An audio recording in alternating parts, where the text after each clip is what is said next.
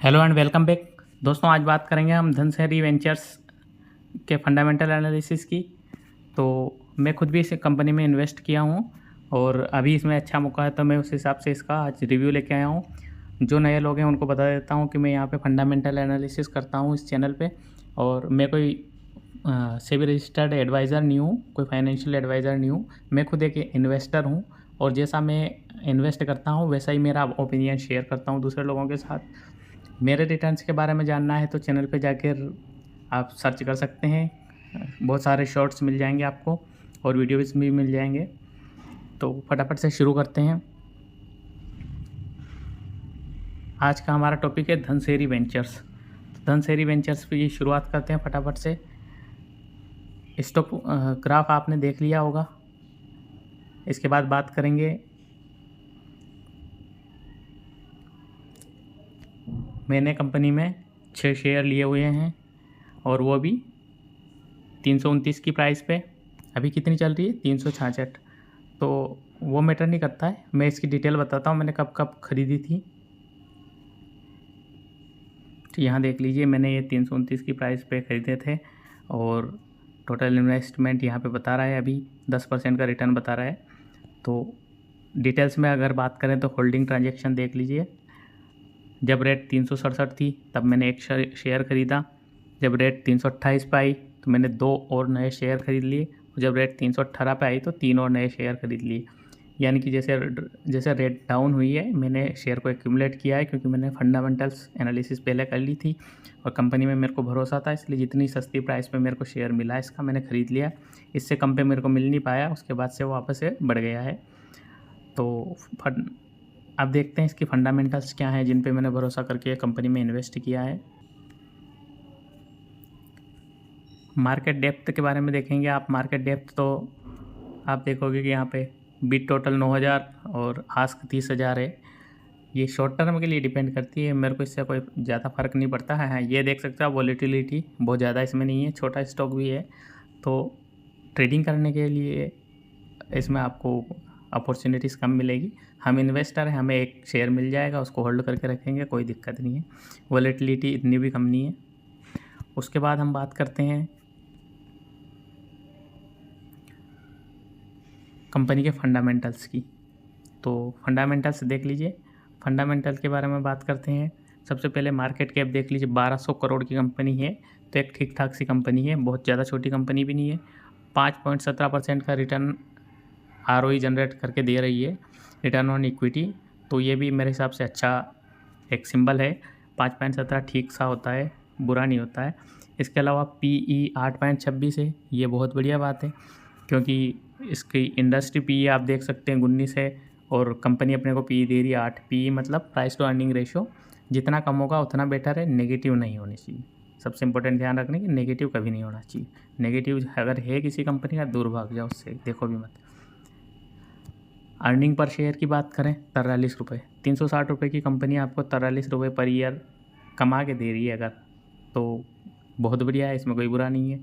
Dividend भी 1.38 का दे रही है, ये अलग से डिविडेंड, उसके EPS के अलावा 1.38 का डिविडेंड भी दे रही है। तो इस लिहाज से भी एक बढ़िया कंपनी है। और सबसे फेवरेट जो मेरा होता है, जिसके लिए मैंने कंपनी को चूज़ किया है, वो है बुक वैल्यू 845 की। यानी कंपनी 845 की बुक वैल्यू वाली और अपने को मिल रही है 360 रुपये में। मैंने तो 330 में ली है, आपको हो सकता है बेटर अपॉर्चुनिटी मिल जाए, 320 में भी मिल जाए। 360 में एक शेयर खरीद सकते हैं, वेट कर सकते हैं, जैसे डाउन आएगी एक्यूमुलेट कर सकते हैं। और हाँ, इस बारे में अब बात आई है तो मैं बता ही देता हूँ कि मैं 10% से ज़्यादा अपनी कैपिटल कभी भी किसी भी स्टॉक में नहीं लगाता, कितना ही फंडामेंटल स्ट्रॉन्ग हो। चाहे ऊपर से भगवान भी उतर के बोल दे कि ये कंपनी ग्रो करने वाली है, बेटा लगा दे पैसे, तो भी मैं 10% से ज़्यादा कैपिटल कभी नहीं लगाऊंगा, ये मैंने ठान रखा है और यही मेरा रूल्स है जिसे मैं फॉलो करता हूँ। अब अगली बात, ये 10% जो आप लगा रहे हो सेम कंपनी में, वो भी एक साथ नहीं लगाना है। 360 की रेट चल रही है, एक शेयर 2 शेयर खरीद लीजिए। जब 350 आएगा और एक्यूमुलेट कीजिए, जब 340 आएगा और एक्यूमुलेट कीजिए। एक होता है FOMO, fear of missing out, बस उस चीज़ से बच के रहना है। कम 360 है, आज आपने मान लो 2 ही शेयर खरीदे, कल को कंपनी 370 हो जाती सीधी, कोई दिक्कत नहीं है ना, 2 शेयर पे तो प्रॉफिट मिला ही है आपको, क्या दिक्कत है। अगर 350 पे मौका दे रही है कंपनी और एक्यूमुलेट कर लीजिए। इस तरीके से फंडामेंटल हमेशा व्यू में रखना है। एक्यूमुलेट शेयर कर रहे हो आप, एक बार फंडामेंटल वापस चेक कर लेना, क्या उस टाइम पे कोई फंडामेंटल चेंज तो नहीं हुए, कंपनी ने मान लो बड़ा लॉस कर दिया हो, तो वो चीज़ें भी ध्यान में रखनी होती है। अब बात कर लेते हैं डेप्ट टू इक्विटी। डेप्ट टू इक्विटी भी 0.13% है, जो वंस अगेन ज़्यादा नहीं है, अच्छा है। फेस वैल्यू 10 की है, यानी फ्यूचर इन फ्यूचर में कंपनी अगर अच्छा ग्रो करेगी तो स्टॉक स्प्लिट दे सकती है, बोनस दे सकती है, ये चीज़ें भी आ जाती है। इसके बाद बात कर लेते हैं कुछ फाइनेंशियल्स की। तो फाइनेंशियल की जब हम बात करते हैं तो सबसे पहले मैं रेवेन्यू की बात करना चाहूँगा। रेवेन्यू आ गया हमारे पास। ईयरली रेवेन्यू 2020 में डाउन हुआ था, ऑब्वियस सी बात है। उसके बाद ठीक सा परफॉर्म कर रहा है। और क्वार्टरली अगर देखें हम रेवेन्यू कि इस क्वार्टर में कितना दिया, तो क्वार्टरली रेवेन्यू भी देख लीजिए, ठीक ठाक सा है, बहुत अच्छा भी इस तरीके से ग्रोथ भी नहीं दे रहा है, बट बुरा भी नहीं है, क्योंकि ये ऑब्वियस सी बात है, कंपनी अगर इस तरीके से चलेगी तो आपको शेयर 366 के बजाय आपको मिलेगा 1200 रुपये में, फिर 1200 में लेके आप क्या ही कमा लोगे। तो वो बात है, ऑलरेडी वो महंगा हो चुका होगा। दूसरी चीज़ आ जाती है प्रॉफिट, जो हमें हमेशा देखना है। प्रॉफिट क्वार्टरली ठीक सा है, नेगेटिव नहीं है, अच्छी बात है। मैं मेन फोकस ईयरली पे करता हूँ पहले, क्वार्टरली में यही देखता हूँ कि नेगेटिव तो नहीं है। 2020 में नेगेटिव हुआ था, ऑब्वियस सी बात है, कोरोना का काल था, तो बहुत सारी कंपनियों को लॉस हुआ। उसके बाद अच्छी ग्रोथ दिखा रहा है, तो हम कंपनी में भरोसा कर सकते हैं। और क्वार्टरली भी हमने देख लिया है कि कोई नेगेटिव अभी तक रिटर्न दिखाया नहीं, तो अच्छी बात है। अगर नेगेटिव रिटर्न दिखाता है, कंटिन्यू लॉस दिखाता है, तो फिर हमें फर्दर एक्शन लेना पड़ेगा कि कंपनी के साथ जुड़ा रहना है या नहीं रहना है। अब आगे बात कर लेते हैं, डिटेल्स की बात कर लेते, तो आपको पता ही होगा धनसेरी वेंचर्स एक कैपिटल की और सिक्योरिटी की कंपनी है, तो उसमें कोई ज़्यादा इशू है नहीं। शेयर होल्डिंग पैटर्न देख लीजिए, 75% तक प्रमोटर ने होल्ड कर रखा है, तो आप सोच सकते हो कितना भरोसा प्रमोटर्स को है अपनी कंपनी पे। इसके अलावा देख सकते हैं मार्च 24 में भी 75, सितंबर 23 में 75, मार्च 23 में 75, कंटिन्यू 75% पे बना हुआ है। यानी जो है शेयर होल्डर वो अपना बार बार बेच नहीं रहे हैं और अपनी होल्डिंग को बनाए रखे हैं, क्योंकि वो कंपनी में भरोसा करते हैं।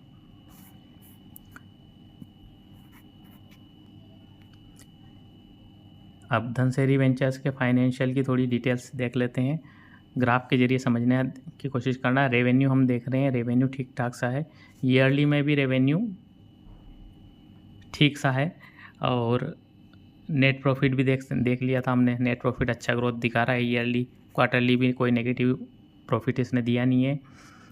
ऑपरेटिंग प्रॉफिट मार्जिन यहाँ पे आप चेक कर सकते हैं, ऑपरेटिंग प्रॉफिट मार्जिन भी 42, 257, 457 है, ठीक सा है। ईयरली की बात करें तो भी प्रॉफिट मार्जिन अच्छा है।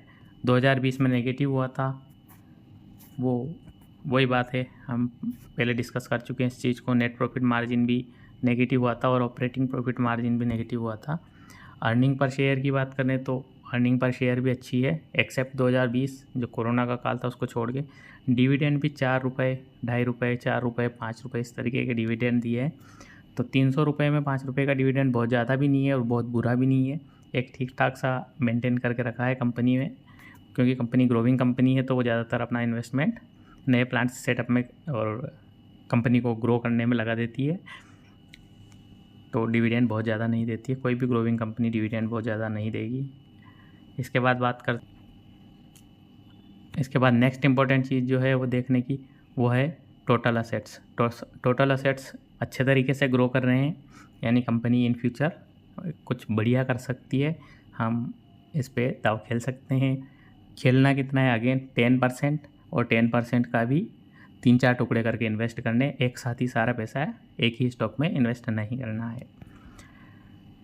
वंस अगेन, मैं कोई सेबी रजिस्टर्ड एडवाइज़र हूँ नहीं, आपकी अपनी चॉइस है, आप चाहो तो सारा कर सकते हो, आप चाहो तो नहीं खरीदो, आप चाहो तो आपकी मर्ज़ी है भाई, मेरा काम है कहने का, मैं ओपिनियन अपना रख रहा हूँ।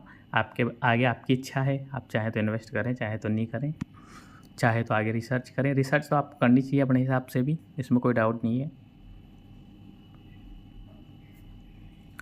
और आगे आप देखो तो टोटल लायबिलिटीज़ भी देख लीजिए, इस तरीके से लायबिलिटीज़ है टोटल। और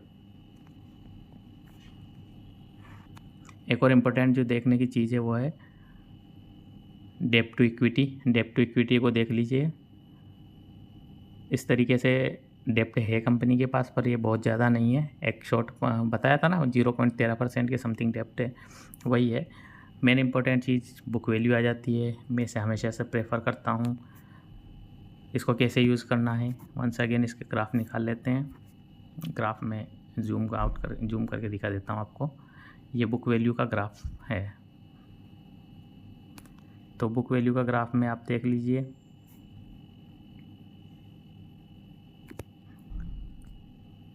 बुक वैल्यू 389 थी, फिर 352 हुई 2020 में।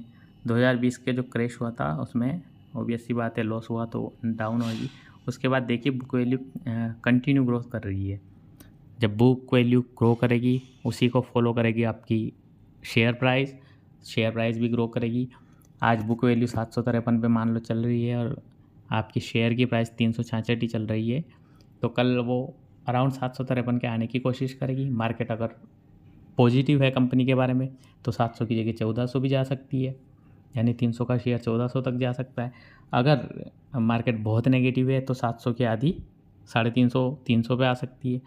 यानी ऐसा बहुत कम देखने को मिलेगा कि बुक वैल्यू आपकी 700 है और कंपनी प्रॉफिट भी कमा रही है, प्रॉफिट कमाते हुए उसकी शेयर प्राइस आपको 100 रुपये हो जाए, ऐसा नहीं होगा। इसलिए आप 300 रुपये की कंपनी में ख़रीद रहे हैं तो बहुत बढ़िया बात है।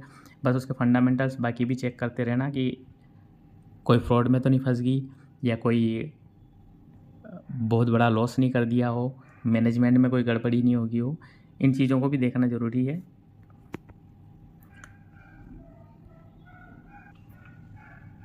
तो धनसिरी वेंचर्स के इस वीडियो में आज के लिए इतना ही। और मैंने बता ही दिया, मैंने 6 शेयर खरीद रखे हैं इसके, और मेरे को जैसे अपॉर्चुनिटी मिलेगी, अब क्योंकि मेरा एवरेज 329 के आसपास है, मैं 300 तक आएगा स्टॉक तो ही खरीदूंगा, नहीं तो मैंने 6 शेयर ले रखे हैं। दूसरी कंपनी देखेंगे, 5000 कंपनियाँ हैं, कोई कमी नहीं है, कंपनी अच्छी है नो डाउट, मैं इन्वेस्ट भी कर रहा हूँ। बट इसकी प्राइस ही अगर ज़्यादा हो जाएगी तो फिर ज़्यादा प्राइस पे इन्वेस्ट करने का क्या मतलब हुआ। तो मैं वेट करूँगा, जब इसकी शेयर प्राइस कम होगी तब इन्वेस्ट करूँगा। अभी 362 है तो कर सकते हैं, मतलब आपके जो अमाउंट है उसका 10-20% कर सकते हैं और बाकी के लिए वेट कर सकते हैं। इन्वेस्ट हमेशा इतने छोटे अमाउंट का करना है। मैं अपना व्यू बता देता हूँ, मैं इतने छोटे अमाउंट का इन्वेस्ट करता हूँ, 2000, 5000, 10,000। अगर 1 लाख तक इन्वेस्ट करना है तो, अगर ज़्यादा करना है तो फिर ज़्यादा कर सकते हैं। पर इतना कि ये कंपनी कल को बंद हो जाए, लॉस हो जाए, कितना ही नुकसान हो जाए, मेरे को कोई फ़र्क नहीं पड़ता। कल से इसकी शेयर प्राइस 0 भी हो जाए तो भी फ़र्क नहीं पड़ता, क्योंकि एक ही कंपनी पे दाव खेलने से बेटर है कि और अच्छी कंपनियाँ ढूंढी जाए। मान लिया फंडामेंटल बहुत स्ट्रॉन्ग है, कल को कोई इसकी बहुत फ्रॉड में फंस जाती है, कोई इसकी बहुत नेगेटिव न्यूज़ आ जाती है, या कोई प्राकृतिक आपदा आ जाती है कोई ऐसी जिससे कंपनी बर्बाद हो जाती है, तो फिर क्या करोगे। आपने खूब सारे शेयर देखे होंगे, पीएनबी और जैसे एग्जांपल, यस बैंक जैसे एग्जांपल आपके सामने है, तो कुछ ज़्यादा बताने की ज़रूरत नहीं है मेरे हिसाब से। 10,000 का शेयर 1,000 कब आ जाता पता नहीं चलता, इसलिए अपना अमाउंट इतना छोटा होना चाहिए कि हमें एक अकेली कंपनी के डूबने से कोई फ़र्क नहीं पड़े, सारी कंपनियां डूबेगी तब हमारा पैसा डूबेगा। मैं हमेशा कहता हूं कि एक ही कंपनी के 100 शेयर खरीदने के बजाय 10 फंडामेंटली स्ट्रॉन्ग कंपनियों के 10-10 शेयर खरीदिए। क्यों? क्योंकि कोई भी कंपनी का ये नहीं कह सकते हम कि ये तो 101% प्रॉफिट ही देगी। बहुत सारी चीज़ें होती है एक बिज़नेस को चलाने में, और मैनेजमेंट में कभी गड़बड़ी हो जाती है, कभी कोई सी प्राकृतिक आपदा आ जाती है जिससे कंपनी बर्बाद हो जाती है। यस बैंक, पीएनबी जैसे खूब एग्जांपल आपके सामने होंगे, तो ज़्यादा डिटेल में बताने की मेरे को ज़रूरत है नहीं। होता क्या है कि आपकी 100 रुपये की कंपनी जब क्रैश होती है तो 10 रुपये की रह जाती है। तो आप सोचिए कि आपकी 100 रुपये की कंपनी 10 रुपये की रह जाएगी तो आपका इन्वेस्टमेंट कहाँ जाएगा। अगर आप 10-10 रुपये की 10 कंपनियाँ खरीदते हैं, उसमें से 2 कंपनियाँ क्रैश भी हो जाती है और उनकी प्राइस 1 रुपये 2 रुपये भी हो जाती है, तो आपको कुल 18 रुपये का लॉस हुआ। और कितना हुआ 100 के हिसाब से अगर देखेंगे हम तो, ना कि आप पूरा कैपिटल खो देंगे।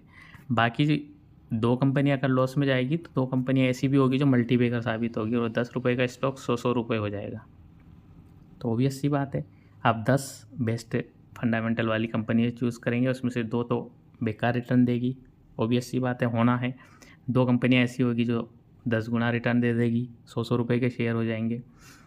तो देखना आपको है कि मैं तो पर्टिकुलरली यही फंडामेंटल एनालिसिस यूज़ करता हूँ और यही फार्मूला यूज़ करता हूँ, तो सोचा आज आप लोगों के साथ भी शेयर कर दूँ। आगे आपकी मर्ज़ी है, आप अपने हिसाब से रिसर्च करके यार इन्वेस्ट कीजिए। आज के वीडियो में यहाँ तक ही, अगले वीडियो में मिलते हैं किसी दूसरे फंडामेंटली स्ट्रॉन्ग स्टॉक के साथ। तब तक के लिए बी हेल्दी बी वेल्दी। और हाँ, प्लीज़ चैनल को सब्सक्राइब कर दीजिए ताकि जब भी हम नया स्टॉक एनालिसिस लेके आएँ आपके पास वीडियो का नोटिफिकेशन पहुँच जाए। मैं लॉन्ग टर्म इन्वेस्टर हूँ, रोज़ वीडियो नहीं डालता हूँ। कोई कंपनी फंडामेंटली स्ट्रॉन्ग लगती है तभी मैं वीडियो एनालिसिस करके बनाता हूँ। तो आप चैनल को सब्सक्राइब कर लीजिए और जब भी आपको फंडामेंटल स्ट्रॉन्ग स्टॉक पे मैं एनालिसिस बनाऊँगा आपके पास वीडियो पहुँच जाएगा।